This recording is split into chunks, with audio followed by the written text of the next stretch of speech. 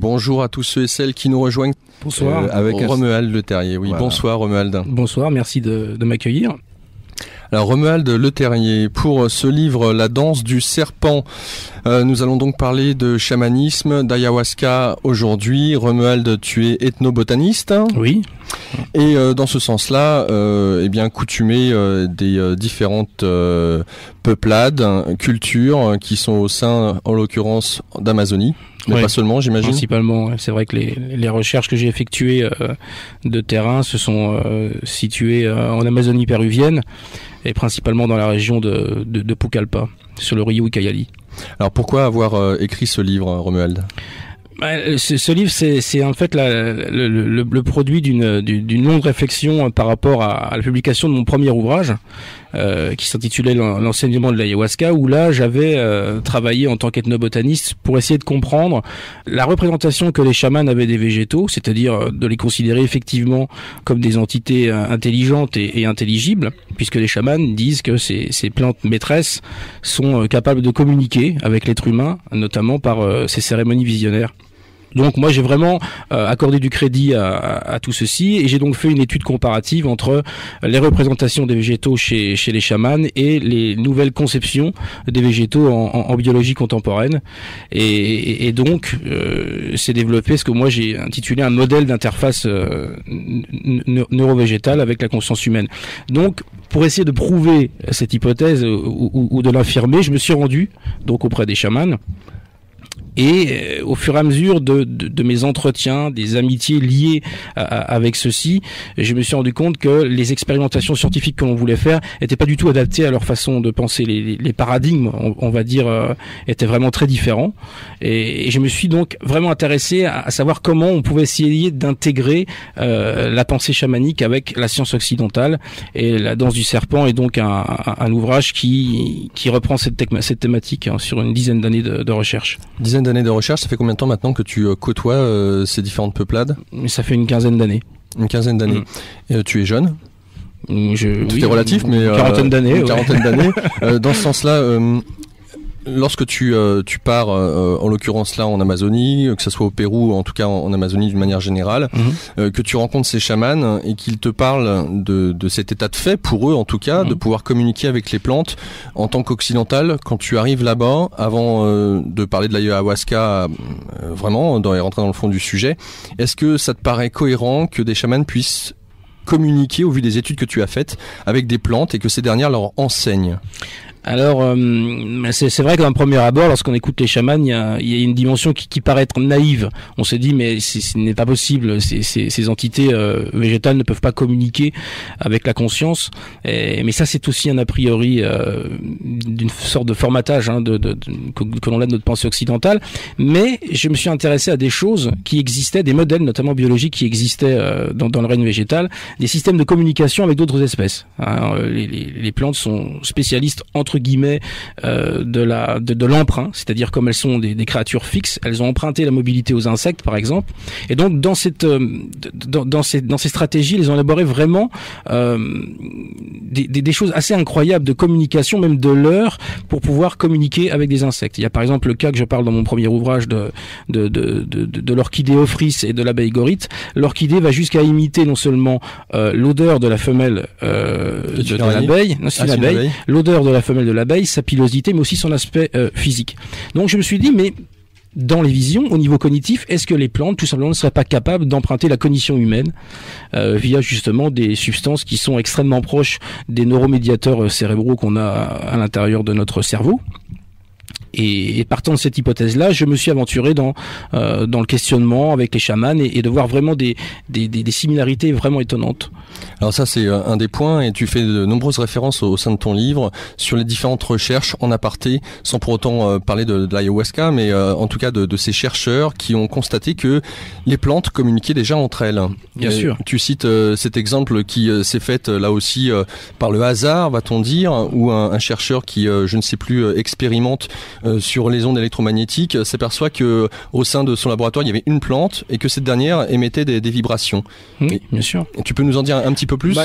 Et il y a aussi un cas qui est encore, à mon sens, beaucoup plus révélateur, c'est le phénomène des acacias d'Afrique du Sud, où on avait retrouvé dans le parc où il y avait ces acacias des antilopes qui étaient mortes.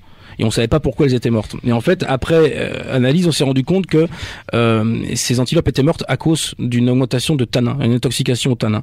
En fait, les arbres communiquaient entre eux le fait d'avoir été attaqués par un prédateur, donc étaient bien conscientes d'être grignotées, mais en plus elles prévenaient les voisins, les autres acacias voisins par un message biochimique qu'on appelle qui passe par un gaz qu'on appelle l'éthylène. Et donc vraiment là il y a quand même quelque chose d'extraordinaire parce que des arbres ont la notion, donc la conscience d'être attaqués par un prédateur, mais aussi l'altruisme d'aller prévenir.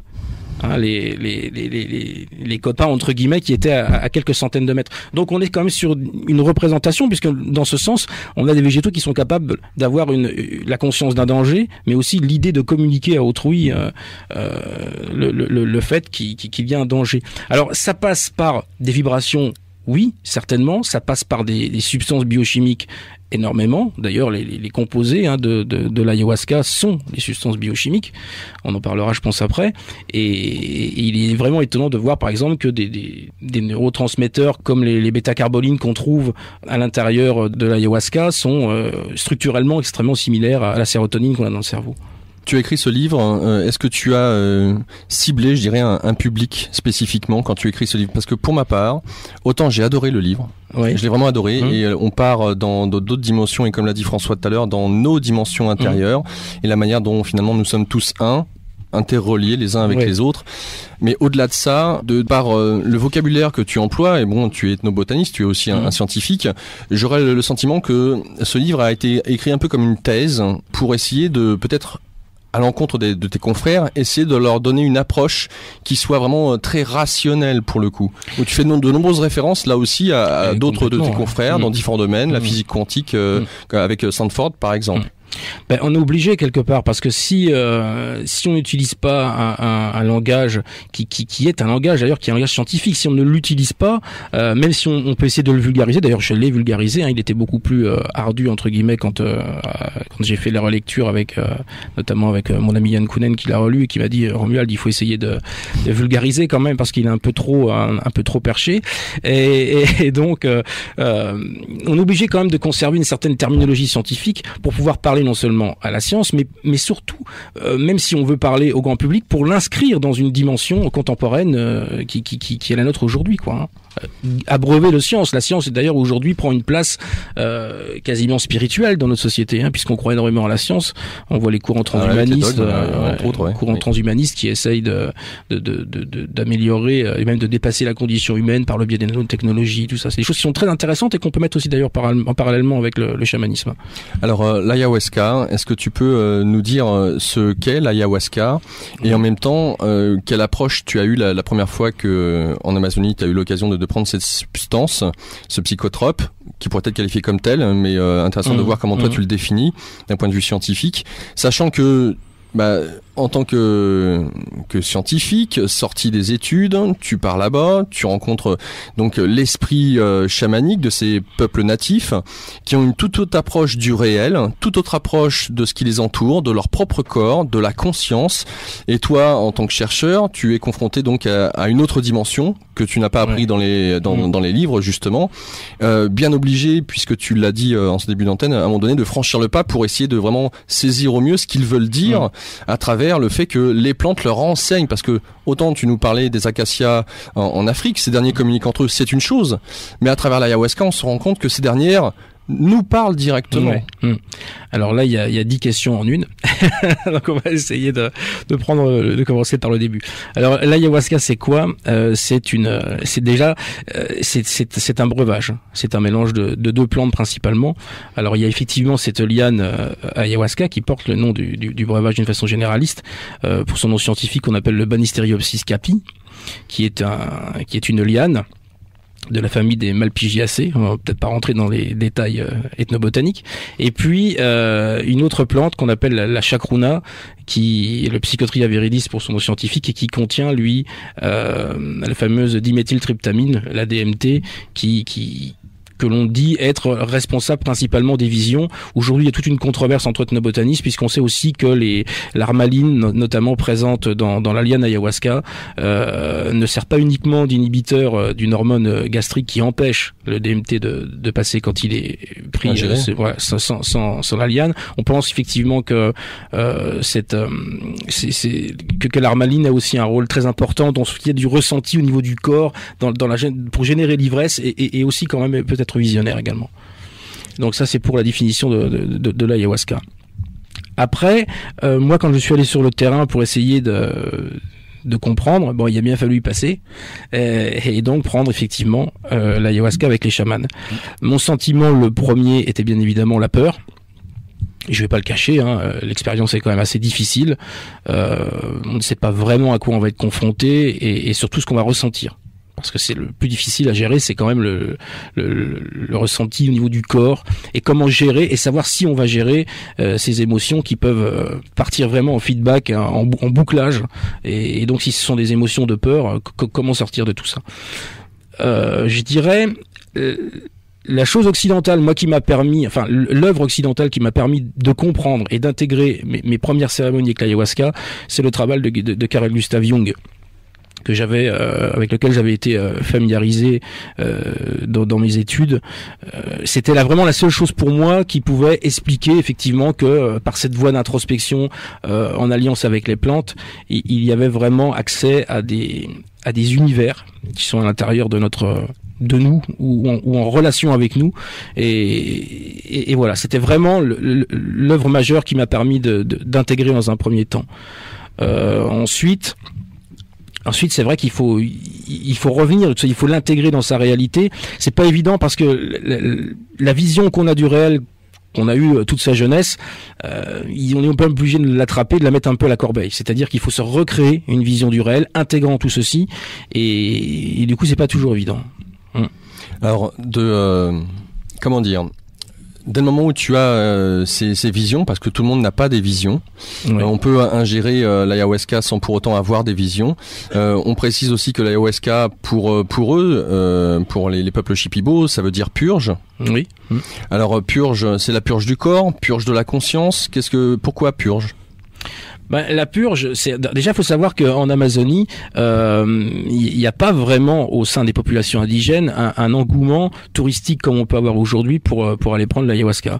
Il y a une certaine peur autour non seulement de l'ayahuasca mais aussi de la pratique chamanique en raison de la croyance en ce qu'on appelle la sorcellerie, il faut le dire. Les chamans sont considérés comme des personnes qui ont justement dans le monde des visions le pouvoir d'influer sur la destinée des gens, tout ça. Donc il y a déjà une crainte et surtout les Indiens, ils vont uniquement quand ils sont malades.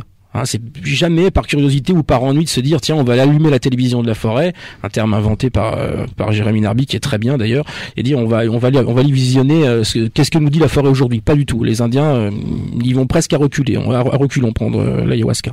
C'est vraiment quelque chose qui est réservé aux chamans. Voilà, aux chamans.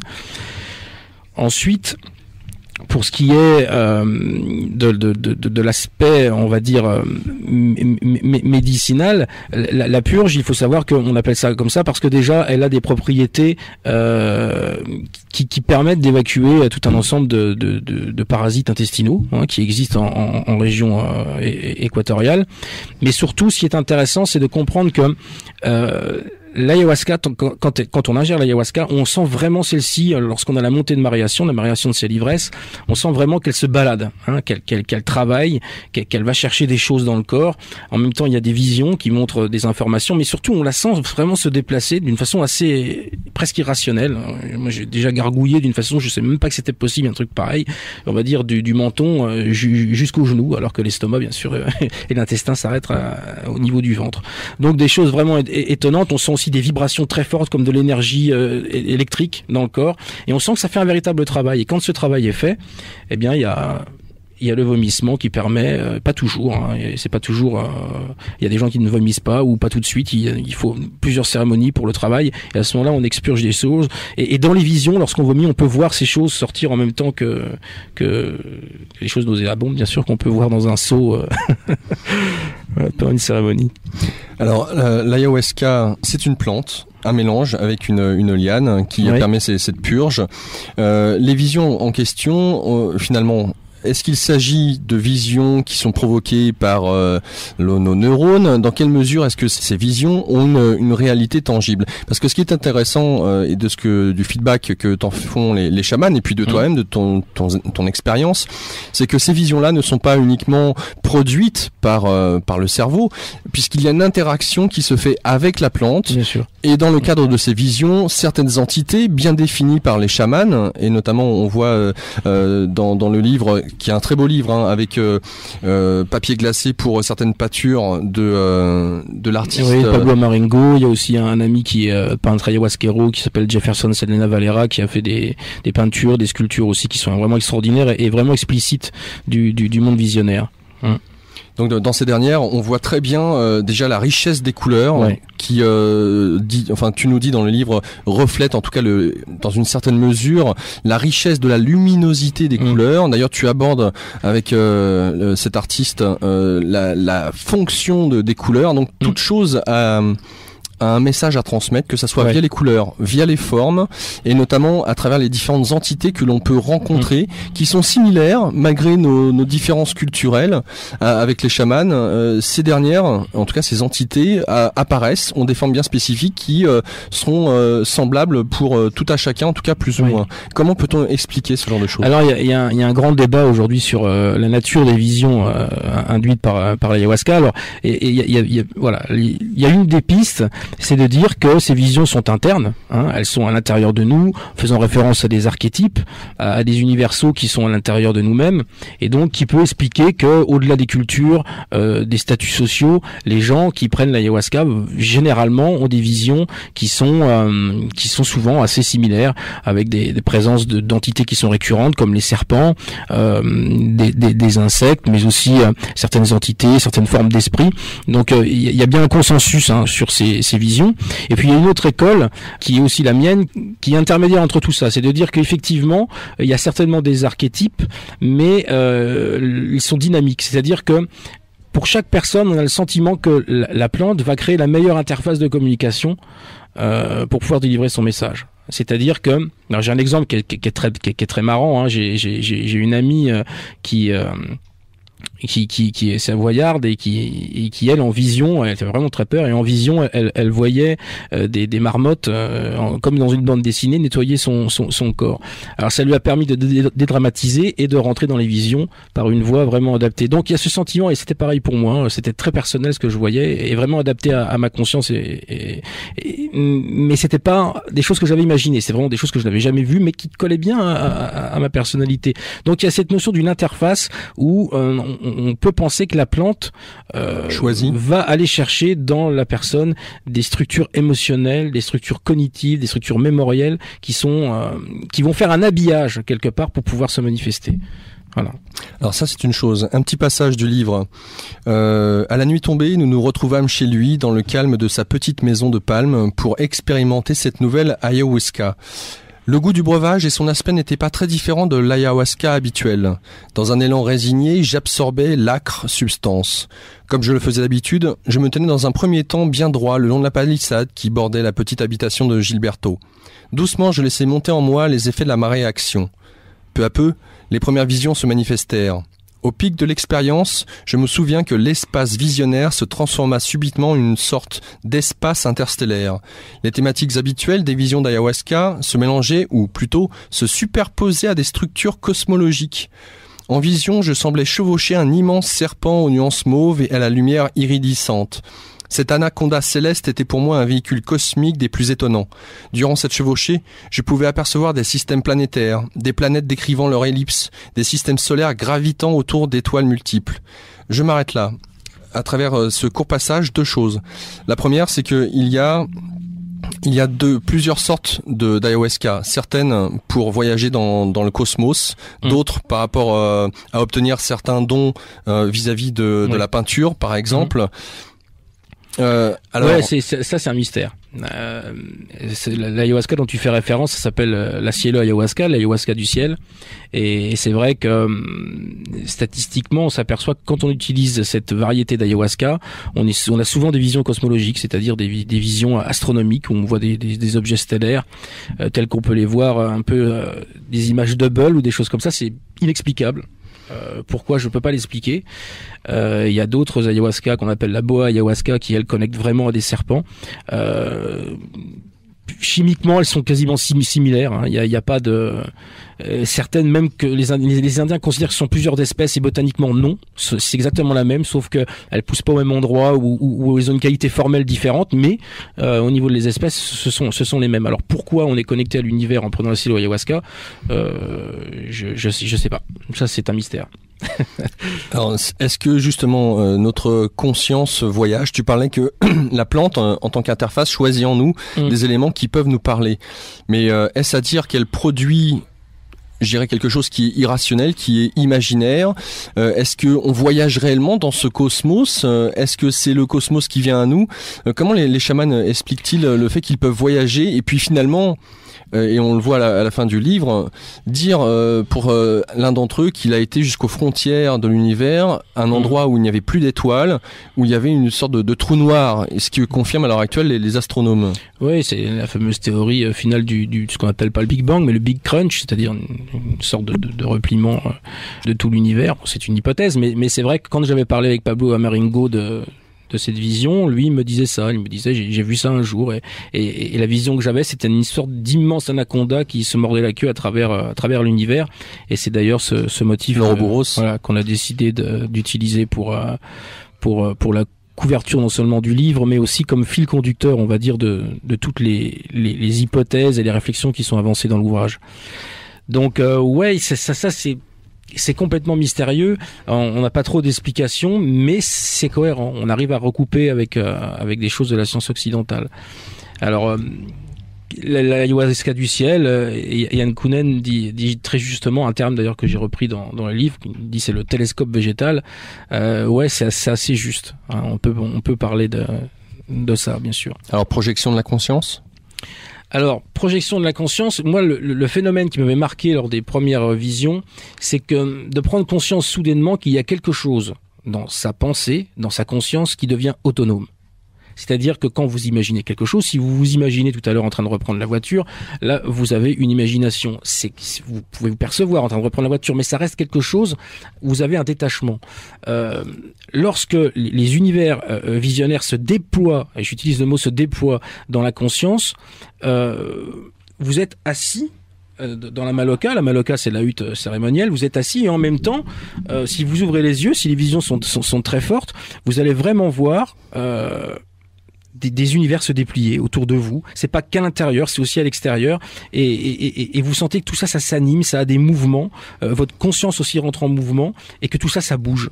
Et je pense que le mouvement est vraiment le critère d'autonomie de ces visions que effectivement moi je n'aurais jamais pu imaginer consciemment, même en ayant vu des superbes films de science-fiction ou lu des auteurs de SF. C'est pas possible. D'autant plus que ces univers visionnaires sont communs à la pensée chamanique et à l'expérience indigène. Donc il y a et ce n'est pas communicable, hein. Même si vous voyez les peintures de Pablo Maringo et les visions que Pablo peignait, vous n'allez pas forcément voir ça trait pour trait dans les visions, mais vous allez voir des choses que Pablo a peint, certains types d'entités, un certain type d'esprit. Donc effectivement, on a l'impression d'avoir quand même accès à une réalité qui a au moins une autonomie phénoménologique. Les archétypes dont tu parlais? Oui, les archétypes, c'est le concept, on va dire, occidental qui se rapproche le plus de ces visions, mais qui ont une existence propre, autonome, je pense. Ouais, autonome. Ouais. Les univers que moi j'ai visités me paraissent être des choses complètement autonomes, surtout quand on a accès à des expériences de conscience collective. J'ai juste raconté une autre anecdote.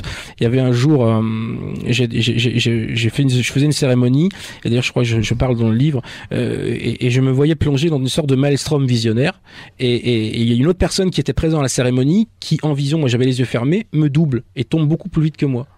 Et donc le lendemain, je revois cette personne. Il y avait une sorte de débriefing de la cérémonie de la veille, et j'arrive. Je dis, moi, je me voyais tomber dans une espèce de tunnel de lumière, et la personne, sans que je lui ai parlé de quoi que ce soit, me dit, oui, je t'ai doublé, je t'ai vu, je t'ai doublé. Et là, j'étais complètement interpellé, parce que c'était la première fois que là, je vivais vraiment quelque chose d'accès, une conscience, une vision collective, où lui avait vécu la même chose que moi, mais sous une perspective différente, puisque lui, en plongeant dans ce sorte de maelstrom, a dû me voir en train de l'éviter, et lui descendant beaucoup plus vite. Alors que moi, j'ai vu l'inverse. Moi étant allant beaucoup plus lentement, et lui descendre beaucoup plus vite. Donc voilà, donc ça c'est un exemple de conscience collective. Après, on comprend beaucoup mieux comment ça marche aujourd'hui depuis on s'est intéressé aux paroles des chants chamaniques, qui sont des concepts. Et on se rend compte que le chant a une importance phénoménale, puisque ces chants Ikaros, au début on a beaucoup travaillé sur l'aspect vibratoire de ces chants, sur leur dimension harmonique, mais on s'est rendu compte que les paroles étaient extrêmement importantes. En les traduisant en français et en chantant les Ikaros en français, et c'est une expérience que j'ai fait avec mon ami Yann Kounen, on s'est rendu compte que immédiatement, dès que je comprenais le sens des chants, je percevais beaucoup mieux, les visions étaient beaucoup plus stables, beaucoup plus durable. Alors vous allez me dire, oui, mais ça c'est le principe de base en fait de l'hypnose.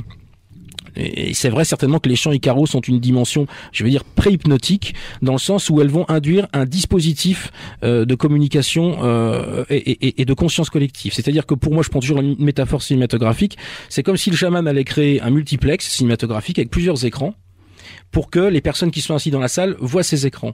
Mais en même temps, ce qui se joue sur les écrans n'est pas le fruit de la création du chaman.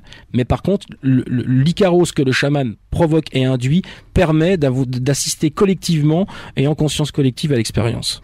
Alors il y a beaucoup de choses qui sont données, on va y revenir. Je vous rappelle aujourd'hui Romuald Leterrier, ethno-botaniste pour La Danse du Serpent, aux éditions Chaman Édition Numérique, que vous pouvez retrouver dans toutes les grandes librairies, et notamment via le site internet chamanisme.net. Chamanisme.net. Disponible, voilà. Alors Romuald, à travers ce que tu viens de dire, il y a plusieurs choses. Déjà, d'une part, tu parlais de la différence qu'il y a entre le fait d'imaginer et le champ des visions. Quand on imagine, c'est une chose. Deuxièmement, le champ des visions tel qu'il se manifeste, et c'est quelque chose que vous abordez dans le livre à plusieurs reprises, notamment avec Yann Kounen, c'est le côté séquentiel, comme au cinéma, où une succession de plans, d'images qui se succèdent.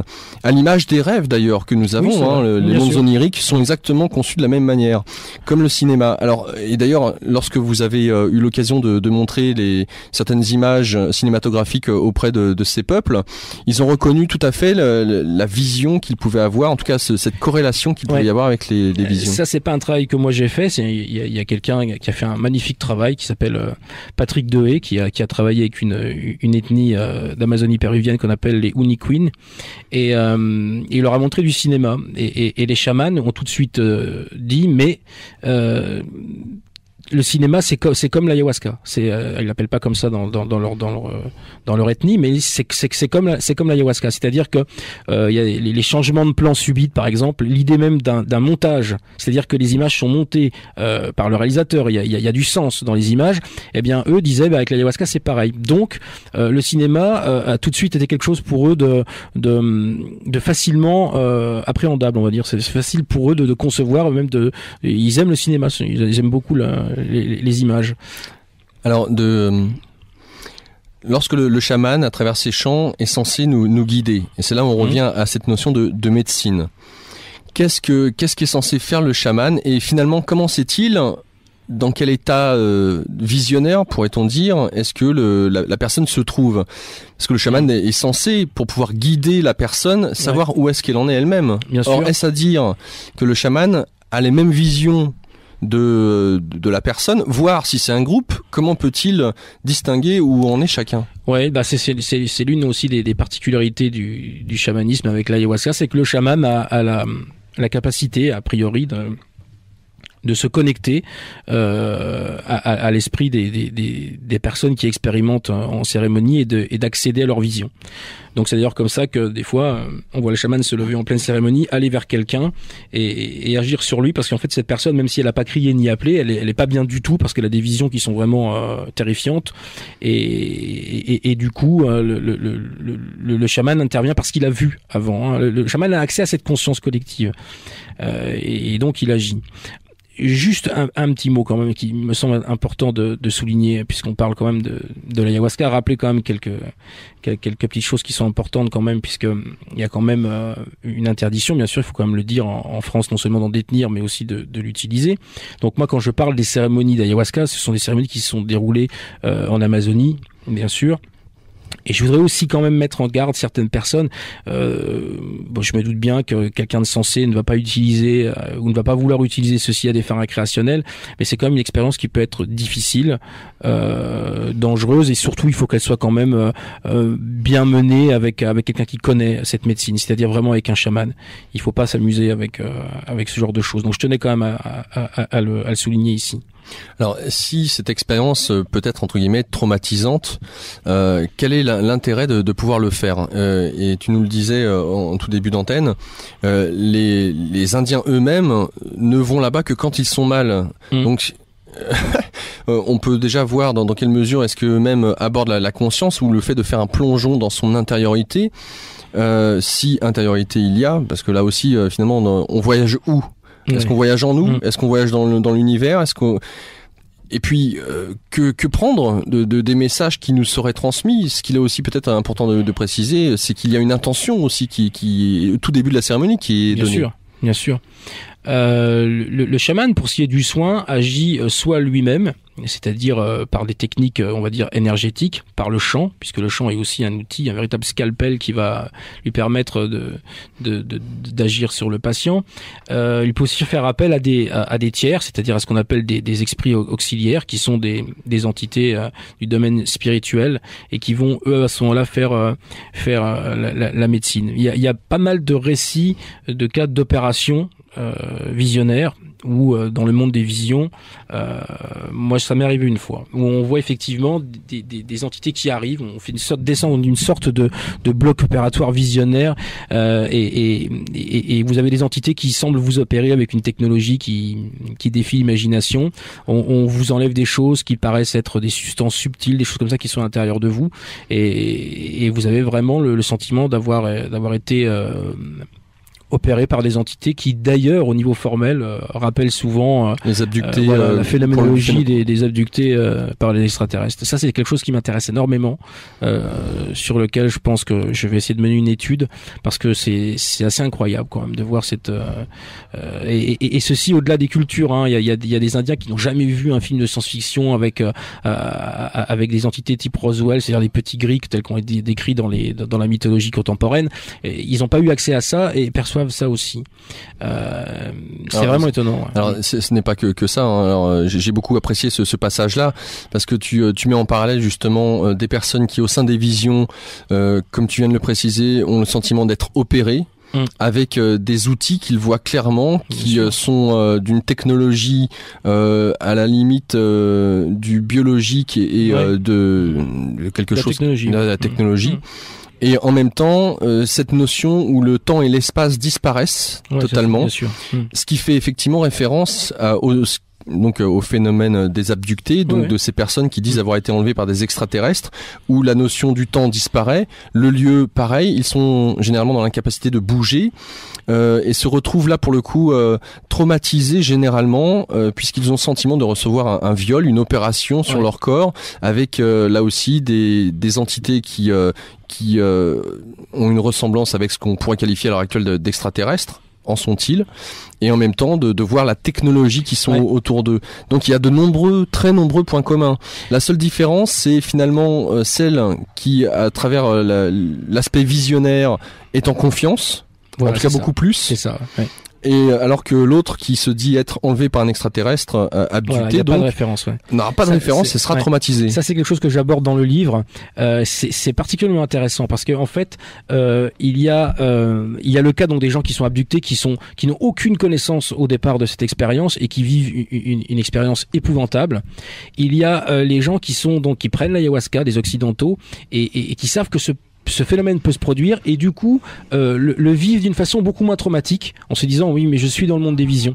Et je suis allé un jour dans une communauté où ces opérations visionnaires étaient tellement bien intégrées qu'une femme indienne, elle, disait que ces entités, elle les voyait comme des médecins occidentaux. Donc c'est étonnant de voir encore qu'il y a peut-être aussi cette idée encore d'interface. Quand on a peur, on voit vraiment des choses qui sont affreuses et mal formées, on va dire, au avec niveau, de mauvaises intentions. Voilà. Et plus on intègre cette expérience, plus culturellement elle est intégrée et plus les visions ou l'interface visionnaire va prendre une forme en confiance. Et pour un Indien, c'est souvent un médecin occidental, non pas qu'ils n'ont pas foi dans leur chaman, mais qu'ils reconnaissent effectivement que la médecine occidentale, notamment la chirurgie, est quelque chose d'extraordinaire qui est arrivé dans leur monde, quoi. D'ailleurs, tu vois toi-même, je crois que c'est bien toi dans le livre, tu nous fais part de cette expérience où dans la selva, dans la forêt amazonienne, tu vis une opération ouais. où on t'enlève là aussi quelque chose. Oui. Mais alors donc ça se passerait au niveau énergétique, au-delà du côté visionnaire où tu as vraiment le sentiment où tu vois réellement qu'on t'enlève quelque chose de ton corps. Cette expérience dont tu fais référence, en fait, on était dans une clairière dans la forêt, et moi, je peux la décrire rapidement. Je pense que c'est intéressant, ça va intéresser les auditeurs. Et moi, je regardais le ciel. Hein, c'était une ayahuasca très forte, une ciel ayahuasca très forte, et moi, j'avais un peu peur. Hein. Mon ami qui était à côté me dit, elle est très forte, Romuald. Donc, moi, j'en avais pris comme une bonne dose. Je me dis, ça va secouer un peu. Mais je regardais le ciel et à un moment j'ai vu une étoile comme descendre. Mais on aurait dit que du coup la Voie lactée, tout ça c'était comme une sorte de trucage, une illusion d'optique. Que c'était extrêmement près en fait et pas vraiment loin, que c'était peut-être une dizaine de mètres au-dessus des arbres.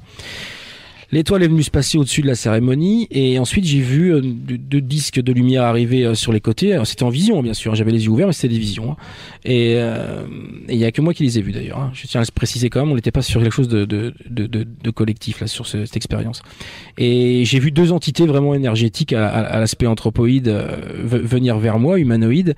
Et puis à un moment une des entités a fait sortir quelque chose d'elle et ça ressemblait à une sorte de comme quelque chose de technologique mais qui tournait, c'était fait d'une matière un peu subtile, c'était lumineux et quand c'est arrivé au niveau de mon cerveau c'est rentré à l'intérieur. C'est-à-dire que moi, je l'avais pris dans ma main comme ça pour essayer de jouer avec. Et quand c'est arrivé, quand j'ai voulu l'approcher trop près, c'est rentré à l'intérieur de ma tête. Et là, j'ai eu vraiment une cascade de vision extrêmement rapide avec une célérité très forte. Et j'ai même supplié que ça s'arrête parce que c'était beaucoup, beaucoup trop rapide et beaucoup trop fort pour mon petit système cognitif. Et donc, j'ai supplié pour que ça s'arrête. Ça s'est un peu calmé. Et ensuite, j'ai survolé, voilà, des univers qui me semblaient être des univers avec des cités, de la technologie, des univers hyper technologiques, des entités dans des vaisseaux, des choses comme ça, vraiment dignes de la science-fiction.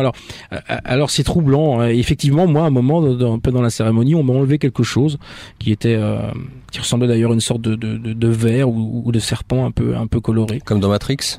Ben ouais, un peu, ouais, c'est étrange. Alors, est-ce que tout ça, ce ne sont pas des structures archétypales qu'on trouve aussi bien dans le cinéma ou dans les visions?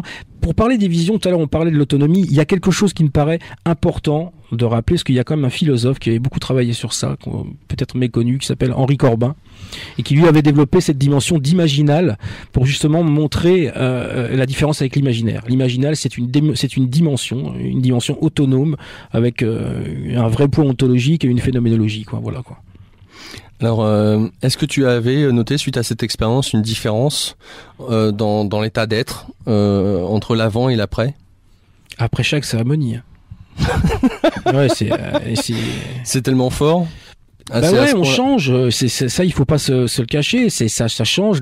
Ça change soi-même, le rapport aux autres, la vision au monde. Donc ouais, moi je dis que chaque expérience est transformatrice. A priori dans le bon sens du terme, enfin je le pense, hein, par rapport à ce que j'étais il y a une vingtaine d'années. Alors, c'est-à-dire que la plante puisqu'elle utilise les interfaces que sont nos croyances finalement, qui seraient le plus à même de pouvoir nous parler.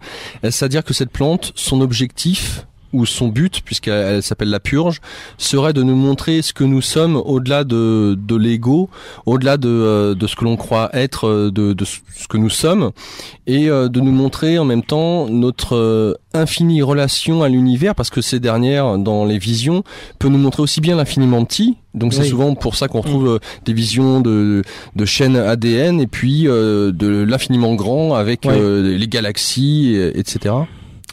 Ouais, c'est troublant de voir cette accessibilité à des domaines qui sont pas accessibles normalement à la conscience de veille. C'est intéressant, je pense aussi il faudrait parler, et j'en parle aussi bien sûr dans le livre, c'est de la façon dont les chamans perçoivent la réalité d'une façon beaucoup plus globale que nous les occidentaux. Il y a une acquisition de la connaissance qui se fait dans le chamanisme qui n'est pas uniquement faite en état de veille. Nous, en principe, on fait de la science éveillée. À part quelques exemples, on peut parler par exemple des expériences de pensée d'Einstein ou du fameux rêve de Kekulé avec l'Ouroboros et la structure du carbone. Mais principalement, les scientifiques font de la science éveillée. Et les chamans font une sorte de boucle de rétroaction entre les états de veille, les états oniriques et les états visionnaires. C'est-à-dire que par exemple, ils vont avoir une information dans le monde des visions qu'ils vont retrouver ensuite dans un rêve, peut-être 15 jours après une cérémonie, et ils vont ensuite avoir une synchronicité au sens jungien dans leur environnement qui va venir encore renforcer cette boucle de rétroaction, on va dire, du sens, ou tout du moins de l'acquisition d'une connaissance. Donc ils sont sur plusieurs modalités cognitives, alors que nous, on essaie d'être conscient et de faire de la science sur un état de veille principalement, quoi. Alors il y a quelque chose qui m'a beaucoup troublé dans ton livre. C'est notamment quand tu es sur cet anaconda cosmique où une fois sorti donc de la séance chamanique, tu fais part de tes visions, de ce qui s'est passé, et là on te mentionne cet anaconda comme étant l'anaconda céleste, Jana Pachamama, voilà, la mère. La mer du ciel. La mer du ciel. Et ça, c'est assez étonnant parce que j'y avais pas vu, bien sûr. Moi, j'avais vraiment le sentiment d'être sur un animal, sur un reptile, sur un grand reptile, et de me déplacer. Et Pablo, tout de suite, est allé me montrer une peinture quand je lui ai parlé de ça. Et alors, un chaman m'en avait parlé, et j'en ai ensuite reparlé à Pablo. Je lui ai dit, mais est-ce que tu connais cette entité? Alors lui, ça l'a fait tout de suite sourire. Il me dit, oui, viens au grenier, je vais te montrer des peintures. Et il m'a montré une peinture où effectivement, là, j'ai vraiment vu cette entité avec des chamans qui chevauchent vraiment cette espèce de grand serpent. C'est intéressant de voir que ça, c'est encore quelque chose d'archétypal, puisqu'on le retrouve aussi, ne serait-ce que dans l'Égypte antique, puisque dans le livre des morts, on voit les momies voyager sur des serpents. Alors, de ce serpent, alors, comment aborder la chose? Ce qui m'interpelle, c'est que ce serpent aurait fait des apparitions dans notre réalité, auprès notamment de différents témoins que tu as eu l'occasion d'aborder et puis de récolter le témoignage, et notamment d'un village entier qui... Alors, un anaconda qui mesure 70 mètres de long avec 5 mètres de diamètre et qui serait là d'après leur légende à eux, mais pour eux c'est des légendes bien réelles, qui serait, admettons, pendant 10 ans au même endroit sans bouger, à tel point que les arbres peuvent pousser sur son dos, et puis qu'à un moment donné ce serpent gigantesque se décide de se déplacer et de plonger dans l'Amazonie, le fleuve, j'entends. Alors, et ce qui est de surcroît le plus hallucinant dans cette affaire, c'est que quand le village entier dit avoir reçu la visite de ce serpent, ils en font part aux autorités qui, en hélicoptère, survolent le village et s'aperçoivent qu'à certains endroits, des arbres sont déracinés, que les tracteurs, les bulldozers ne seraient même pas à même de pouvoir faire. Alors là c'est super intéressant parce qu'en fait on touche un domaine, c'est en fait on va dire la partie cryptozoologique du livre. Ça m'a toujours intéressé leurs histoires de la fameuse Sachamama. C'est un serpent gigantesque qui est censé vivre dans l'Amazone ou même dans la forêt. Et je me disais, au début je me disais c'est un mythe, et puis voilà, et puis un jour j'ai rencontré un pêcheur qui me fait un témoignage extrêmement détaillé, et je me dis mais c'est quand même étonnant, et pourquoi pas enquêter sur ça. Donc j'ai enquêté sur ça dans plusieurs communautés Shipibo, et j'ai rencontré plusieurs hommes qui avaient rencontré cette entité. Donc j'ai pris leurs témoignages, mais en prenant leurs témoignages, j'étais vraiment surpris de la dimension émotionnelle. Ils racontaient pas ça comme une histoire, ils le revivaient, et je voyais la chair de poule sur les bras d'Ernesto qui me racontait son histoire et qui avait des larmes aux yeux, et je me disais mais il y a une implication émotionnelle qui est quand même très forte. Et puis en analysant le schéma, on va dire, d'apparition de cette entité, je me suis dit mais c'est quand même étonnant, parce que là encore, le temps s'arrête. On a des choses qui sont en rapport avec la phénoménologie des ovnis, c'est-à-dire la sensation d'être hors du temps, le calage du moteur de la pirogue. Oui, qui coupe. Qui coupe, la sensation d'avoir des vibrations de l'électricité dans le corps, la paralysie. Une dimension hypnotique où tout d'un coup ils ne peuvent plus détourner leur regard de ce qu'ils sont en train de percevoir, et puis ensuite une sorte de maelstrom de vision. On est complètement à quelques éléments près dans la même phénoménologie. Alors est-ce qu'on n'a pas quelque chose, alors là j'avance une hypothèse personnelle, est-ce qu'on n'a pas quelque chose qui prend la forme, qui cherche à communiquer? Est-ce que c'est pas le réel tout simplement, qui s'exprime par différentes interfaces, mais il y a toujours une espèce de phénoménologie, on va dire, commune? Et d'un autre côté, de cette phénoménologie passe comme une passerelle, un espace-temps, une porte dans notre réalité, à tel point qu'à un moment donné, tu te fais cette réflexion. J'ai l'impression d'être trompé. Des questions stridentes assaillent ma pensée. La réalité est-elle un mensonge ? Tout n'est-il qu'illusion ? Le doute s'installe en moi. Cette vision aux allures de simulacre essaie-t-elle de me montrer la nature artificielle de l'espace, du cosmos et de l'univers ? La colère monte, et je vocifère à présent comme contre une intelligence invisible. À côté de moi, Thierry me somme de me calmer. Cette réaction de sa part m'apaise et fait disparaître de ma conscience ces questionnements égotiques. Je me détends et décide d'observer sans jugement. Alors ouais, sur la réalité, non mais alors, bon, c'est juste lors d'une de tes expériences, mais sur du regard que tu as pu en avoir au jour d'aujourd'hui finalement, de ce que tu vis là. Tu es aujourd'hui avec nous en train de parler derrière un micro, mais est-ce que cela est bien réel? Bah ouais, non mais tout ça c'est oui, je pense qu'il y a différents niveaux de réalité qui sont imbriqués, et l'accessibilité s'y fait par des modalités cognitives différentes. Là, je suis en état de veille, je suis en train de vous parler, et voilà, mais il y a une liaison avec tout ça, puisque moi, l'ayahuasca m'avait montré, il y a une dizaine d'années, mon rôle, entre guillemets, à tenir dans cette aventure, où je devais clairement non pas être chaman, c'était une grande prétention, mais simplement essayer de faire des passerelles avec la connaissance occidentale, essayer de faire des ponts avec la science. Alors dans le livre, je fais référence à plein de chercheurs, des gens qui vont de Bertrand Meheust, philosophe Bertrand Meheust, en passant par Monsieur Ransford, le physicien quantique. Il y a plein d'autres chercheurs que j'essaie de faire des parallèles avec mes expériences. Et du coup, il y a une sorte de vision qui se dégage. Voilà, quelque chose qui pourrait être cohérent et que l'on pourrait peut-être intégrer scientifiquement.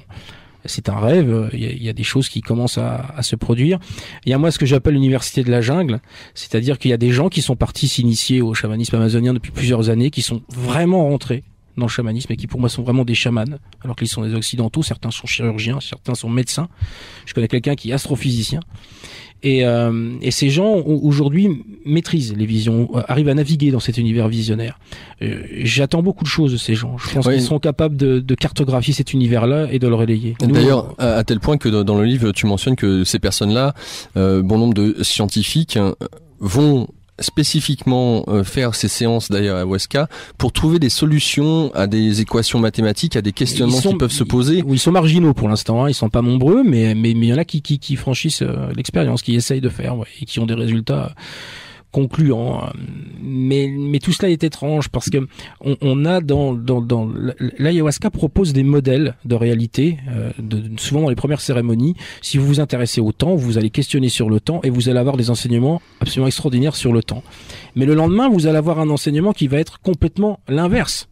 Donc on a l'impression qu'elle propose des systèmes de réalité, ils sont tous valables, ils sont potentiellement, il faut que la conscience les actualise par des choix, et on a l'impression qu'on vit dans un monde de vraiment quantique, de superposition, où on choisit ça, ok, le lendemain tu peux choisir ça, ok, mais là, du coup tu changes de réalité, et donc voilà, moi j'ai vu des modèles d'atomes complètement différents, de la physique exotique dans les visions, et je suis pas certain qu'un jour ces modèles pourraient être valides et éprouvés par la science, c'est possible. Alors j'aimerais qu'on parle justement de là ce qui commençait à monter en toi suite à ce questionnement. Est-ce que tout ça n'est qu'un grand jeu cosmique, une illusion? Qu'est-ce que la réalité? Ou tu parles de trip égotique pour le coup. Et au début de l'émission, tu parlais de cette boucle mentale et du danger justement que cela peut représenter. Est-ce que sincèrement, sans chaman, voire peut-être avec, je ne sais, est-ce qu'on peut devenir fou suite à la prise de conscience que si on rentre ces visions dans un processus de rétroaction en bouclage, moi j'appelle ça, dont on ne peut pas sortir, c'est extrêmement pénible. Moi j'ai quand même pas mal de cérémonies à mon actif, évidemment, et il n'y a pas de progression linéaire d'ailleurs dans ces expériences. Et moi l'autre jour, malgré mon expérience, je me suis fait piéger par une pensée égotique. C'est-à-dire qu'à un moment, dans les visions, j'ai eu l'information terrifiante de me dire que j'allais mourir très jeune et que j'allais pas voir mes enfants grandir. Et j'étais dans les visions. À partir du moment où j'ai pris cette information comme une véritable gifle, je me suis mis en boucle. Je lui ai dit non, c'est pas possible, j'ai supplié, non, pourquoi moi c'est pas possible. Et t'en étais certain, pour toi c'était une réalité. Pour moi c'était devenu une réalité. Et là c'était vraiment très difficile. Heureusement le chaman est venu, il s'est rendu compte, il a fait quelque chose qui pour moi a ralenti dans le souffle. J'ai entendu qu'il ralentissait pour moi cette espèce de boucle de rétroaction. Et seulement ça, quand ça s'est calmé, vraiment par des souffles, ça s'est calmé, j'ai réussi à reprendre un peu conscience en me disant mais tu as suivi l'énergie d'une pensée, et l'énergie d'une pensée égotique, tu as suivi ton mental, mais c'est incroyable, après tant d'années de pratique, tu t'es encore fait piéger. Donc il faut être prudent. Et là ça touchait à l'essentiel, enfin là tu parles d'être prudent, mais là on touchait peut-être à ce qui était le plus cher, à savoir tes enfants et ton rôle. L'une de mes plus grandes peurs, je pense aussi. Voilà, donc la peur d'avoir peur, cette espèce de feedback permanent, les angoisses deviennent des présences, des entités dans les visions, et on n'est plus sur des concepts moraux, on est vraiment sur des choses qui là ont une existence tangible qu'on peut ressentir à l'intérieur de soi et même voir quoi. Donc ouais, là c'était vraiment une information qui était terrifiante pour moi, et au moment où je l'ai eu dans la vision, j'ai même regretté de m'être intéressé à ça, presque en balayant de la main 10 années de recherche, quoi, en disant mais pourquoi tu t'es intéressé à ça? Tu pouvais pas t'intéresser au colibri ou quelque chose comme ça, ou au séquoia, et pourquoi l'ayahuasca, quoi. Voilà. Alors, je reviens sur le rôle du chaman là-dedans. Dans quelle mesure, parce que à la question que je t'ai posée, peut-on devenir fou suite au fait de suivre une boucle mentale? Ce que j'ai par là, c'est que dans les hôpitaux psychiatriques, combien sont ceux et celles qui sont dans ces fameuses boucles, qui s'accrochent à une pensée racine, qui les emmène dans des démons intérieurs, et au-delà de ça, à travers le cadre des visions, quand on est dans cette boucle mentale, est-ce que cette boucle, là pour le coup elle fait peur, génère aussi des visions qui sont en rapport avec la pensée? Ouais. Ah oui, parce que forcément, à un moment, le mental peut générer de la peur, et cette peur va forcément faire émerger ou permettre à des visions beaucoup plus sombres de surgir. Et donc oui, il faut arriver à gérer. C'est pour ça que le chaman est hyper important. Et moi-même au Pérou, je dis souvent, essayons de privilégier des cérémonies où il y a 3-4 personnes pour un chaman, quoi, non pas dans un nombre important de participants. Essayons de faire ça vraiment au comité restreint, histoire de pas être trop loin du chaman. S'il y a un problème, voilà, il agit tout de suite, et puis voilà, il faut être prudent avec ces expériences, hein. C'est une science cognitive extraordinaire qu'ont développé les chamans. Nous, il y a quelques personnes de notre culture qui commencent à maîtriser. Il faut aller tranquillement, il faut aller au rythme des choses. Voilà, il faut informer. C'est pas pour tout le monde. Je pense qu'il y a des gens, avant de prendre ça, il faut qu'ils soient informés. Il y a des gens qui ont pris des fois l'ayahuasca, qui n'avaient ne serait-ce jamais pris ne serait-ce qu'un verre d'alcool. Donc ils savent pas ce que c'est qu'une ivresse. Alors là, on se retrouve dans une sorte de maelstrom délirant au niveau de la perception. Il y a une métaphore encore cinématographique que j'utilise pour montrer un peu ce que peut être la maréation. Dans Harry Potter, il y a un truc qui est super, c'est quand ils transplanent. On voit ces images, on dirait qu'ils sont complètement déconstruits dans tous les sens, les yeux à la place du menton. Enfin, mais il y a un peu de ça. Voilà, cette sensation d'être vraiment déstructuré, passé dans une machine à laver. Donc, il faut quand même un peu, voilà, faut assurer un peu quand même. Faut être bien dans ses baskets quand même. Alors quand on a vraiment des thérapies, comme je sais qu'on soigne des gens en Amazonie qui ont des problèmes de schizophrénie, il faut quand même vraiment des chamans compétents et pour certains aussi qui ont aussi un retour sur la culture occidentale. Moi je sais qu'avec les vieux chamans indigènes que je prenais, eux les visions les intéressaient pas trop. Ils disaient la plante c'est ce qu'elle a à faire. Ils disaient, moi je soigne, je surveille, mais à un moment je sais que est-ce que tu as vomi, est-ce que tu as expurgé quelque chose, que c'est le plus important en fait. Voilà. C'est le plus important. Qu'importe si on n'a pas eu de vision. L'essentiel, c'est d'avoir eu l'ivresse, que ça ait travaillé, qu'on ait senti cette ayahuasca dans le corps, aller dans les cellules, mettre une énergie comme du courant électrique dans le corps, faire une véritable ramonage de l'intestin. Voilà, c'est ce qui les intéresse le plus, les chamans. Ça, c'est le plus important. Mais d'un autre côté, le fait d'être dans une boucle mentale, pourrait-on penser, c'est là où on se rend compte, alors ce qu'on appelle un bad trip. Ouais. Mais l'avantage de ce bad trip, c'est de nous montrer justement nos peurs d'une manière générale. C'est exactement ça. C'est-à-dire qu'à un moment, pour le coup, quand vous avez ces expériences de bouclage, d'angoisse, c'est à 90%, ça vient de vous. C'est-à-dire que ça va même masquer l'accès au monde visionnaire. Vous êtes dans des pensées en boucle et comment en sortir. Le problème, c'est que souvent, c'est un peu les premières pour les gens qui ont peur. Il y a des gens qui vont et qui n'ont aucune attente, aucun jugement, aucune peur et qui prennent. Et c'est plutôt comme ça, je pense qu'il faudrait peut-être y aller. Et donc quelqu'un quand même de bien centré, quoi, quand même. Il faut rester centré. Alors comment faire la distinction entre ce bad trip, à savoir une pensée, là pour le coup c'était tu ne survivras pas à tes enfants, tu vas partir bientôt, donc la mort, déjà c'est initiatique en tant que tel, que de le vivre. Bon, ça c'est une première chose. Mais d'un autre côté, qu'est-ce qui te prouve que ce n'est pas la plante qui te transmet, qui te donne l'information? Parce que là aussi, comment les chamans ont su qu'il fallait faire le mélange de telle plante avec telle liane pour avoir tel effet? Mais bien sûr. Et alors, de savoir comment utiliser dans leur pharmacopée telle ou telle plante, ou notamment avoir des visions sur ce que sera peut-être l'avenir. Bien sûr. Alors est-ce que là c'est l'esprit, est-ce que c'est le mental? Et c'est là quand on a cette connaissance, on peut faire la distinction. En fait, il faut faire la différence au moment où on a des pensées. Les pensées prennent une dimension particulière dans l'ayahuasca, elles ont une dimension émotionnelle extrêmement forte, mais il faut faire la différence entre ça et vraiment lorsqu'on est immergé dans des visions tridimensionnelles avec des entités qui là vous enseignent. C'est différent. Moi je sais que quand j'ai eu cette information là, j'avais pris l'ayahuasca mais j'avais pas de grande vision. J'étais pas dans cette activation autonome de la vision. Donc j'ai su, après qu'effectivement c'était mon mental. Si j'avais eu cette information de la part d'un esprit dans le monde des visions, je pense que là j'aurais eu vraiment très très peur. Ouais. C'est forcément un esprit qui viendrait communiquer. Ça aurait été beaucoup plus inquiétant. Voilà. Il aurait peut-être fallu que je fasse un peu plus attention à ma santé. Je me serais peut-être un peu plus occupé de certaines choses. Voilà. Donc il faut faire la différence entre ce qui est du domaine de la conscience, de nos peurs, et puis ce qui est de cet univers-là. Mais comme tout est imbriqué quelque part à un moment, et les frontières sont un peu floues, c'est pas évident. Voilà. Donc il faut être prudent.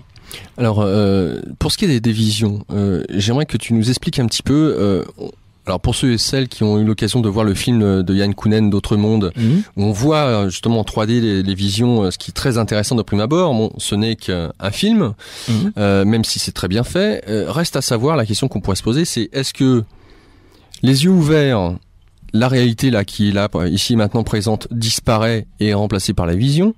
Est-ce que c'est une réalité qui vient se superposer, j'entends les visions, viennent se superposer à notre réalité, donc on a un double champ, je dirais, de vision. Ils peuvent s'intégrer, ouais. Et est-ce que ça change quelque chose d'avoir les yeux fermés? Alors il y a deux façons.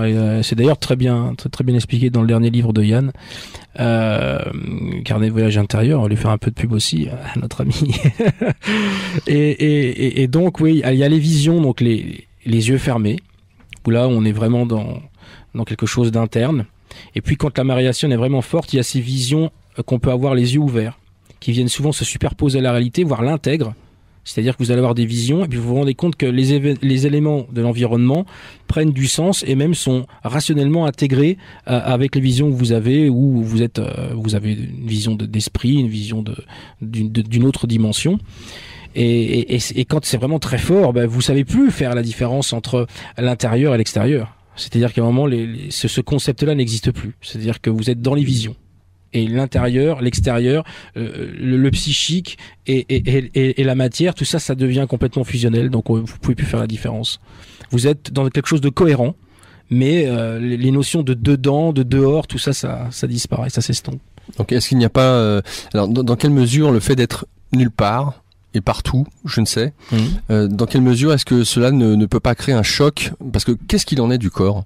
Si je suis à l'extérieur, à l'intérieur, mon corps physique, dans quelle mesure ce dernier continue à perdurer, à exister à l'intérieur des visions? C'est vraiment l'ancrage. Hein. Le corps, c'est ce qui nous permet, quand les visions sont vraiment très fortes, c'est vraiment d'essayer de rester centré dans son corps. D'ailleurs, les chants chamaniques, quand on les traduit, ils disent ça. Hein. Ils disent vraiment centre-toi dans ton corps, centre ta conscience dans tes organes, parce que ça permet de ne pas se dissoudre dans ce maelstrom de vision et de rester bien. Le corps est super important, on le sent, hein, et il faut quand même prendre conscience quand même que dans l'ayahuasca, c'est un type de plante psychotrope qui permet de conserver la conscience, c'est-à-dire qu'elle ne disparaît pas. Hein, c'est pas comme certaines autres substances comme l'Idatura, tout ça, où la conscience peut disparaître. Avec l'ayahuasca, on reste conscient. Toujours, même si c'est dur et qu'on est vraiment dans un tambour de machine à laver, on reste conscient qu'on est quand même dans des visions et qu'on a pris l'ayahuasca. Certaines plantes, vous n'avez plus ce recul, vous savez pas ce qui vous arrive et ça peut être terrifiant. Donc il faut avoir conscience de ça quand même. Alors son corps, l'importance, parce que ce dernier nous évite ou nous rattache à cette réalité d'une manière générale. D'un autre côté, tu nous dis à un moment donné que on peut être parcouru par une énergie lorsque la plante travaille en nous. Là aussi, si tu n'a pas su déterminer où était ton estomac entre ton menton et tes genoux, le corps lui-même peut-être transforme, bien sûr. Voilà. Alors il y a aussi cette notion que on a quand même accès dans les visions à différents niveaux aussi de perception du corps. Il y a ce corps somatique, organique qui est là, mais on perçoit clairement toute cette dimension énergétique qui a d'ailleurs été très bien décrite dans d'autres traditions. Hein. On parlait de l'acupuncture chinoise ou les fameux nadis aussi en Inde, où on voit ces courants énergétiques. Moi, je me rappelle une fois, les visions étaient très fortes et j'ai ouvert les yeux et j'avais un ami qui était à côté de moi, ce fameux ami Thierry qui vit là-bas depuis plus de 25 ans et je le regardais et c'était extraordinaire de le regarder parce que sur lui, je voyais un peu comme des tableaux à la Alex Gray. Je voyais vraiment tous ces méridiens qu'il parcourait. Autour de lui, il y avait comme une espèce de couronne énergétique au-dessus de sa tête, la corona dont on parle quand on parle dans les chakras, tout ça. Mais là, je pouvais le voir, vraiment l'observer et donc avoir accès à une objectivement entre guillemets dans les visions, c'est paradoxal ce que je veux dire, mais au corps subtil. Ouais. Alors un petit passage. Les mots, les images et leurs maladies chez les Indiens Unikui de l'Amazonie. Patrick Dehé. Merci à toi, Romuald. Décrit la façon dont les Unikui perçoivent la structure filmique du cinéma. Quand nous avons organisé la première projection avec ces Unikui, nous étions à l'affût de leurs réactions. Nous nous trouvions face à une population qui n'avait jamais vu d'images de type cinématographique. Le cinéma a été tout de suite comparé par les Unikui aux situations de prise d'hallucinogènes. Les films furent analysés comme des séquences de Nishipae. Ils furent regardés et surtout interprétés comme des visions. Ce type de vision très spécifique, qu'ils appellent Dami, ne se rencontre que dans les rêves et lors des prises de Nishipae. Cette pratique leur a donné la capacité de percevoir consciemment les changements de plan. Alors par rapport à ça, j'en reviens là-dessus, et en rapport avec le corps, dans quelle mesure est-ce que les sensations, elles se feraient à travers des successions de plans. Est-ce que on a le sentiment qu'une sensation est là, l'instant d'après elle n'est plus là? Est-ce que ça fait partie des visions entre le changement de ce que l'on voit? Est-ce que les sensations à travers le corps, elles aussi, sautent de plan en plan? Oui, c'est vrai. Là, on sent vraiment le rôle focus de la conscience. C'est-à-dire que vous avez la conscience dans les visions, mais si vous mettez votre conscience sur quelque chose, et vous pouvez aussi, si quelque chose arrive, vous allez défocaliser sur la chose sur laquelle vous étiez et aller sur autre chose. Oui, c'est vrai. Il y a cette notion de, c'est ce que j'essaie de dire dans le livre, c'est qu'il n'y a pas quelque chose de linéaire dans ce monde-là. On est vraiment dans quelque chose de circulaire, la pensée circulaire, voilà, quelque chose de rétroactif. C'est super important de comprendre l'univers des visions comme ça, et vraiment quelque chose d'endogène, d'autonome. Voilà, c'est ce qui me paraît clair, quoi. Notre invité aujourd'hui, Romuald Leterrier, pour ce livre que je vous recommande fortement, La danse du serpent, suivi de l'ayahuasca et cinéma d'ailleurs, avec un dialogue avec Yann Kounen, bien entendu. Réflexion sur l'ayahuasca, le réel et le savoir visionnaire. C'est aux éditions Chaman Éditions Numériques. Alors soit vous pouvez retrouver le livre directement dans les grandes librairies, soit aller directement sur chamanisme.net pour le commander. Sachant que c'est un très très beau livre, auto-édité. Ouais, non, on a créé une maison d'édition vraiment dédiée au sujet pour essayer de vraiment d'avoir une éditoriale un peu originale, puisqu'on va faire d'autres ouvrages vraiment dédiés à ce monde visionnaire, à essayer de son exploration. Donc le livre, on a voulu faire un livre aussi par respect par rapport à des gens comme Pablo Maringo qui ont donné leur autorisation qui nous a quittés, bien sûr, qui était un ami extrêmement proche, et donc c'était pas possible de faire du noir et blanc avec des œuvres aussi magnifiques. Pareil pour Jefferson, qui est un métis Shipibo. Il fallait que tout ça soit en couleur pour bien aussi redonner la dimension du monde des visions. Il y a aussi un grand salut à Yann, qui a permis aussi de mettre des images extraordinaires de son travail artistique, donc cinématographique. Donc c'est vraiment c'est un bel objet, je pense aussi, bien sûr. Je le confirme. Pablo Amaringo, tu le questionnes durant ce livre, tout à fait. Alors tu lui poses bien entendu les questions sur déjà d'une part les couleurs, leur iridescence, difficile de pouvoir imaginer tout simplement dans notre réalité ce que peuvent être ces couleurs. Ça paraît plus réel que réel. Ouais, voilà, c'est pas plus blanc que blanc, c'est plus réel que réel. Alors l'iridescence en question et sur la fonction des couleurs, est-ce que tu peux nous en dire un mot? Ouais, dans la conception chamanique, toutes ces couleurs, elles ont une dimension curative, puisque de toute façon elles sont reliées à des vibrations électromagnétiques. Elles sont perçues d'une façon complètement différente dans les visions, et le chapitre qu'on a fait avec Jefferson, il y avait toute une mythologie autour de Pablo. On disait qu'il avait pris là-bas, alors ça c'est une légende qui est assez répandue à Pucallpa, où on disait mais Pablo Amaringo il a pris une plante qui apprend à peindre spontanément le monde des visions. Alors moi je me suis intéressé à ça, et je suis allé voir les communautés de peintres ayahuasqueros. Je leur ai dit est-ce que vous connaissez ce truc, est-ce qu'il y a cette mythologie?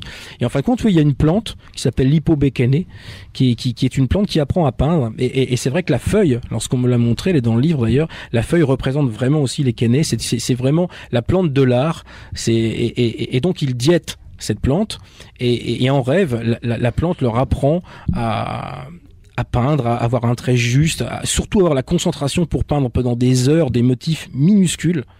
Moi, j'ai vu Jefferson peindre pendant 10 heures d'affilée. Il prenait de l'hypobékéné avec des yeux et il arrivait à peindre comme ça. C'est incroyable. Et cette mythologie, en fait, je me suis aperçu que c'était toute une branche du chamanisme qui avait été ignorée, qui était vraiment fonctionnelle, et les artistes disent qu'avec notamment l'ayahuasca, l'hypobékéné et d'autres plantes, ils ont vraiment accès à une dimension artistique. C'est-à-dire que les couleurs... le rendu des couleurs, ouais. Et durant les visions, que les couleurs ont réellement leur importance et qu'elles ne sont pas là par hasard. Il y a des entités qui ne sont faites que de couleurs. Je sais plus le terme en tête parce qu'il y en a tellement, mais dans le livre j'en parle à un moment, et Pablo disait ça. On voit bien qu'elles ne sont faites que de lumière et de vibrations, et de lumière colorée. Sont des couleurs. Et Pablo disait telle entité fait telle chose dans les univers de vision. Elles peuvent venir pour agir et faire telle chose et telle chose. Donc c'était vraiment pour eux, et dans cette communauté de chamans ayahuasqueros, ça fait consensus. C'est-à-dire que pour eux c'est une réalité. Et c'est vrai, j'ai vu des entités extrêmement colorées dans les visions, un peu comme des couleurs qu'on retrouve chez certains animaux, comme les ailes des morphos, par exemple, ces papillons amazoniens, bleu électrique, là, des couleurs aussi sur certains oiseaux, les toucans, les perroquets, des couleurs rouges extraordinaires, des roses magnifiques, des violets diaphanes et superbes, quoi, voilà, quoi. J'en reviens aussi à la musique, parce que c'est quelque chose que tu abordes. Tu parles des protéodies, ouais. Et la petite musique du vivant. On a eu l'occasion d'aborder ça à l'antenne de la radio ici maintenant, et de voir aussi la réflexion ou la remarque qu'on te fait concernant cette petite musique et la conception de l'univers sur la musique ou les notes. Ouais, c'est Pablo qui parle de ça. Pablo, il dit en fait que les structures les plus fines, alors on a effectivement des cellules vivantes, on a des atomes, tout ça, mais au niveau le plus bas de matière ou des choses qui passent ensuite dans le domaine du subtil, il y a des structures sonores, des structures sonores, des sons. Et donc c'était vraiment ça, c'était vraiment des sons, et il disait chaque entité a une signature musicale en fait. Et chaque chose a une sorte de signature, au moins les choses vivantes ont une signature musicale. Que ça mérite de s'y intéresser, de le faire avec prudence. Et déjà dans un premier temps peut-être de se faire une culture livresque sur le sujet. Il y a pas mal d'auteurs quand même qui ont écrit sur le sujet. Il y a des gens comme Strassman, bien évidemment, l'incontournable Jérémy Narby qui a ouvert une voie extraordinaire avec ce livre il y a maintenant presque 15 ans.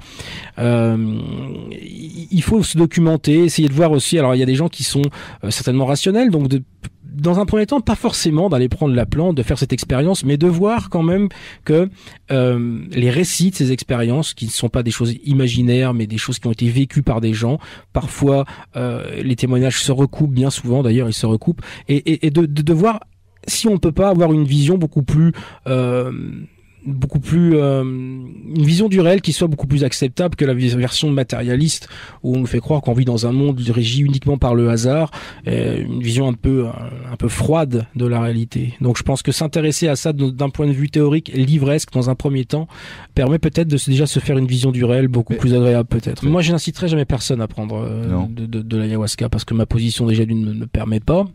Deuxièmement, je pense que je veux pas non plus être démago et hypocrite. Il faut vraiment se poser les bonnes questions. Pourquoi le faire ?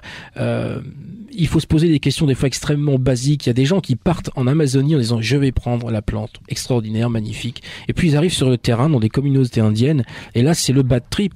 Pas à cause de la plante, mais tout simplement à cause de l'environnement amazonien qui est un environnement extrêmement dur, des conditions météo particulières, des insectes, une faune très particulière. Moi j'ai vu des gens craquer tout simplement un truc tout simple qui paraît que quand on organise son voyage là-bas, on pense pas à ça, mais il faut se dire qu'on va peut-être dormir dans une petite hutte en bois où il va y avoir des cafards gros comme le pouce et des araignées grosses comme la main partout. Oui, c'est pour ça que c'est basique, mais il faut le prendre en compte. Et il y a des gens qui ont transformé leur voyage en un véritable bad trip en disant mais pourquoi je suis allé là-bas ? Donc il faut vraiment se poser les bonnes questions. Pourquoi y aller ? Pourquoi le faire ? Voilà, je pense que c'est pas quelque chose qu'il faut inciter. Moi, j'informe sur le sujet. Ma perspective d'ailleurs, moi, c'est vraiment dans une perspective scientifique de faire des passerelles avec la pensée occidentale. Je ne ferai pas la promotion de l'ayahuasca en termes de tourisme. Bah maintenant, c'est un peu le nouveau trip qu'on se dit ah tiens, est-ce que tu as pris t'as essayé l'ayahuasca ? Il y a des gens qui raisonnent comme ça, c'est un peu le nouveau truc un peu fun. Alors tout le monde bien sûr est pas comme ça non plus. Je veux dire, il faut toujours voir démêler le bon grain, quoi. Je veux dire, c'est toujours la même histoire. Après, je pense qu'il faut vraiment faire ça en âme et conscience et réfléchir pourquoi le faire. Ça me paraît être essentiel. Et surtout, si la personne veut vraiment le faire, il faut qu'elle le fasse avec des gens qui soient compétents. Voilà. Bon, c'est super. Tu abordes, Romuald, notamment alors, elle porte différents noms, l'ayahuasca, notamment la liane des morts. Oui. Le fait de prendre cette plante, donc c'est quelque part mourir à soi. En tout cas d'une manière égotique. En même temps, ça fait écho alors là, on rejoint la science à travers la physique quantique que tu abordes à travers ton ouvrage et de ce que tu as pu à l'heure actuelle glaner comme information à travers ton expérience, notamment à travers l'ethnobotanisme d'une manière générale. Dans quelle mesure il peut y avoir ce pont entre le fait de prendre l'ayahuasca, de mourir à soi et en même temps de changer totalement la vision qu'on peut avoir du réel? Bah, Si on accorde encore vraiment foi à 100% à ce que disent les chamans, l'ayahuasca c'est un mot quechua, hein, et ça veut dire la liane. On sait pas vraiment si ça veut dire la liane des âmes ou la liane des morts. Je sais bien que Kestambesta, le chaman Guillermo Arevalo, disait que l'ayahuasca permet à une personne de passer notamment au corps, de passer dans l'au-delà sans passer par la mort physique. C'est vrai qu'il y a cette notion d'être connecté à l'au-delà. Il y a aussi ces expériences où des gens dans les visions vont être en relation avec des gens qui sont morts, des défunts. Il y a aussi une certaine forme de phénoménologie des visions qui peut se rapprocher aussi des expériences de NDE. J'ai d'ailleurs participé à une recherche aussi sur ce sujet.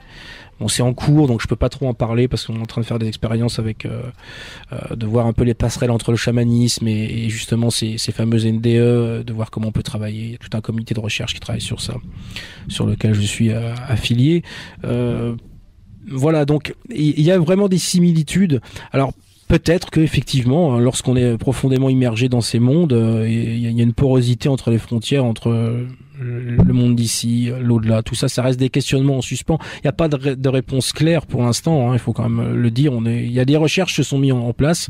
C'est déjà passionnant qu'il y a vraiment des protocoles qui soient interdisciplinaires, ouverts sur le sujet. Ça, c'est vraiment super parce que ça c'était pas envisageable il y a encore 10 ans, quoi. Donc peut-être que ça va donner des résultats dans les années qui viennent assez surprenants. Alors quand tu nous parles d'hypothèses, tu parles dans le cadre scientifique, puisque pour les chamans ou ces peuples natifs, pour eux c'est une évidence. Ouais, mais il y a des choses qu'on peut essayer de prouver en Occident. On a les moyens techniques d'essayer de prouver des choses comme la décorporation de la conscience. Est-ce qu'un chaman peut effectivement arriver à délocaliser sa conscience pour aller la projeter dans un objet ou aller à chercher une information très spécifique. Voilà, donc on peut travailler sur des choses comme ça avec les chamans. Je pense que. Alors après, c'est toujours difficile parce que les chamans, eux, ont leur notion même de l'expérience, ça leur paraît étrange. Nous, la science, on essaie de prouver des choses ou de les infirmer. Et eux, ça n'a pas de sens. Ils disent un truc qu'on pourrait traduire en disant la réalité, ça s'éprouve. Voilà, ça ne se prouve pas, ça ne cherche pas à se.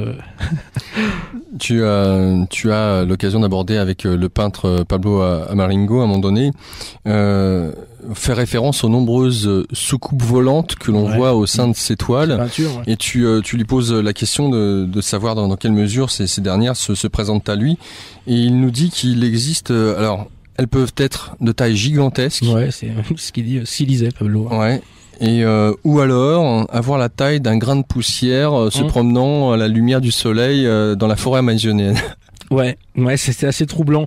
Et j'ai été encore plus surpris de voir que dans la mythologie contemporaine de l'ufologie, il y a ces fameux, je crois qu'on appelle ça des rods, je crois ces espèces de tout petites choses minuscules que les gens prennent en photographie. Et Pablo, il a peint ça lui dans ses peintures. Il a au moins décrit ça. Alors c'est marrant de voir encore, est-ce que ça c'est encore quelque chose d'archétypal ou pas, qui émerge dans notre société parce qu'il y a aussi ce contexte maintenant des nanotechnologies, donc cette conscience dans notre société de cette dimension microscopique. Tout ça est vraiment intéressant. Il y a les passerelles entre la très haute technologie et le chamanisme sont absolument fabuleuses à explorer. Et en même temps, j'aimerais te poser une question qui a trait à cette idée que notre réalité au jour d'aujourd'hui finalement n'est basée, tu parlais de Jung au tout début, n'est basée que sur le fait qu'on soit tous en accord les uns avec les autres sur ce consensus qu'est notre réalité. Et parce que on croit que nous existons, que nous avons créé cette réalité, elle existe tout simplement. C'est une construction sociale de la réalité. Ouais. Il y a des chercheurs qui ont travaillé sur ça. Il y a tout un courant d'ailleurs de philosophes qui travaillent encore sur ça. Des gens comme Isabelle Stengers à Bruxelles ont beaucoup travaillé sur ça. Même des gens comme Bruno Latour quelque part ont une réflexion qui pourrait s'inscrire dans cette logique. Bertrand Meheust, voilà, c'est tout un nouveau courant. Et il y a pas mal de recherches qui sont en cours sur le sujet, qui sont vraiment intéressantes. Et d'ailleurs en France, on est assez prolixe sur ce sujet-là. Alors finalement de ces voyages et du dernier que tu as pu effectuer, tu fais en tout cas entre le moment où tu as écrit le livre, où tu as fini de l'écrire, c'était en 2010. Ouais, c'est l'année dernière. Ouais. C'était septembre 2010 et tu as fait mention, je sais pas si c'était la dernière de ton dernier voyage visionnaire. et des réponses ou de la réponse que tu as pu avoir vis-à-vis d'une question fondamentale que tu te posais? Oui, mais depuis, je suis retourné et il s'est passé beaucoup de. Oui, j'ai eu des réponses à des questions. Oui, mais le problème, c'est que des réponses personnelles. Après, dans le sens où comment avoir un consensus sur une réponse. Tout ça, c'est des questions de choix. À un moment, quelle réalité l'humanité est-elle capable de générer, de suivre? Tout ça, c'est vraiment dans l'air du temps. Voilà, je pense que c'est vraiment intéressant de travailler sur ça. Moi, je vois bien à quoi tu veux faire référence. Voilà, ça reste très personnel, quoi. Donc. Alors, ok. D'un autre côté, sur la réalité telle qu'elle est à l'heure actuelle, et en admettant que, alors tu nous parles de ces nouveaux courants philosophiques qui sont en train de débattre sur ce qu'est notre réalité, ça c'est une chose. En même temps, intéressant de constater, je reviens sur ce dont tu nous parlais, sur le fait que je crois que c'était avec Thierry où tu le vois tomber et te doubler dans une de tes visions. Oui, c'est pas Thierry, c'est une autre personne, mais oui. Une autre personne, d'accord. Et cette dernière te dit, bah oui, moi je t'ai doublé, effectivement. Donc d'avoir l'occasion de vivre une même réalité visionnaire. Oui, mais au moins consensuelle, dans le sens où c'est partagé. Voilà. Est-ce que à travers l'inconscient du groupe, justement, il est possible de vivre, non pas juste à deux personnes, mais pour le coup, le groupe entier, de vivre une même forme de réalité. J'ai déjà vécu ça. Avec 7 ou 8 personnes. 7 ou 8 personnes. On voit exactement la même chose, de façon synchrone. Donc là, on est dans l'expérience qu'on vivait, dite visionnaire, pouvait au moins avoir les critères de réalité, puisqu'au moins on s'était partagé, quoi. Alors qu'est-ce qu'il y a à après, retirer? Reproductibilité, après c'est toujours le problème. Ça, c'est aussi la science, c'est reproduire une expérience. Les chamans, eux, savent retourner dans certains univers visionnaires qu'ils ont cartographiés. Moi, je sais pas faire ça. Je suis vraiment, je n'ai pas cette science. Certains chamans voyagent dans des univers. D'ailleurs, il y a un bouquin qui est bien aussi, qui n'a pas été traduit, le dernier Rick Strassman qu'il a écrit avec Eduardo Luna, où là eux ils parlent vraiment de cette science visionnaire et de cet accès à d'autres mondes comme une sorte de web intergalactique où plein d'entités sont connectées sur ça et ça passe par l'introspection, c'est-à-dire que les distances de l'espace sont tellement gigantesques que ça passe par d'autres dimensions qui sont infimes à l'intérieur de l'être et que ces substances comme l'ayahuasca permettent d'accéder à ça, quoi. Alors un élément, et ça sera certainement le mot de la fin, qui est l'importance des diètes, justement pour être enseigné par les plantes. Est-ce que tout à chacun, finalement, en dehors du chaman qui lui est amené à diéter pendant 1 an minimum, si ce n'est plus, et encore tout dépend de ce qu'il souhaite, de la plante, de telle ou telle plante. Il y a une diète qui peut se faire par plante, sachant qu'il y a des plantes maîtresses et d'autres qui ont une moindre importance, va-t-on dire.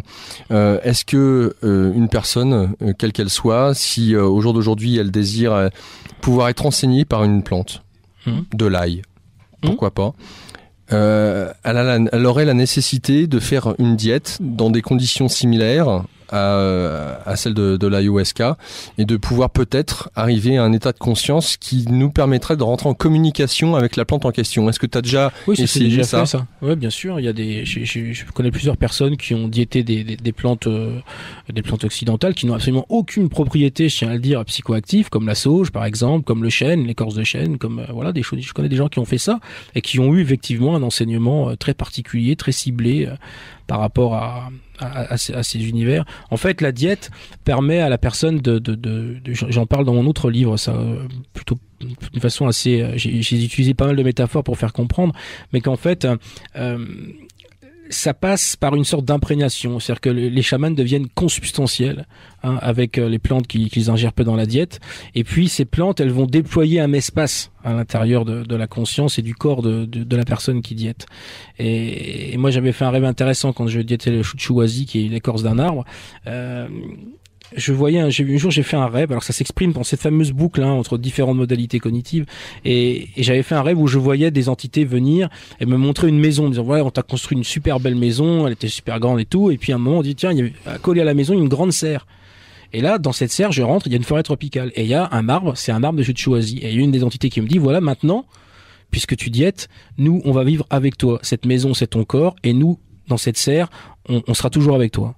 Voilà. Donc cette idée d'une sorte de consubstance entre des éléments biologiques qui sont consommés, que ce soit des feuilles, des écorces, choses comme ça, et puis aussi cette énergétique qui reste à l'intérieur une fois que la personne a posé son intention de vouloir aussi entrer en relation avec ces entités, quoi. Alors, c'est-à-dire que l'écorce de cet arbre à l'heure actuelle, elle est en toi, ou tu la ressens et que tu pourrais, si tu le souhaites, communiquer avec elle?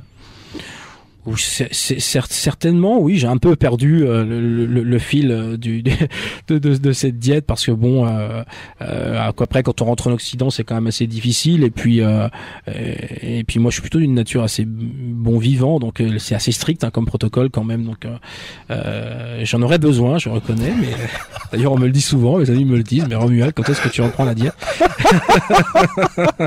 Bah, c'est promis, s'il m'écoute, je vais m'y remettre bientôt.